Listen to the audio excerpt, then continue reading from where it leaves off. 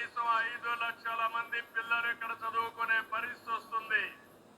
ఎప్పుడు కూడా ప్రధానమంత్రి గారు ఒకటే కోరుతారు, మంచి ఎడ్యుకేషన్ ఇన్స్టిట్యూషన్ తీసుకురండి, దానివల్ల భావితరాల భవిష్యత్తు బాగుంటుందని వారు సలహాలు ఇస్తుంటారు. అందుకే ఒక ఎడ్యుకేషన్ హబ్ గా తయారు చేస్తాం, ఒక హెల్త్ సిటీని క్రియేట్ చేస్తాం.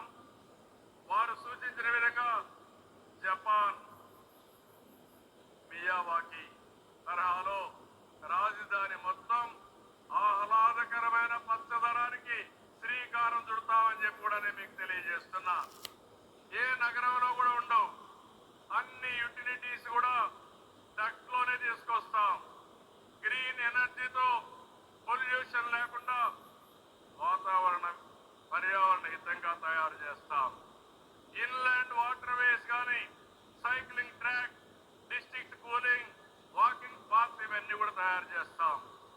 ఇప్పటికే కొన్ని ఇన్స్టిట్యూషన్స్ ఉన్నాయి.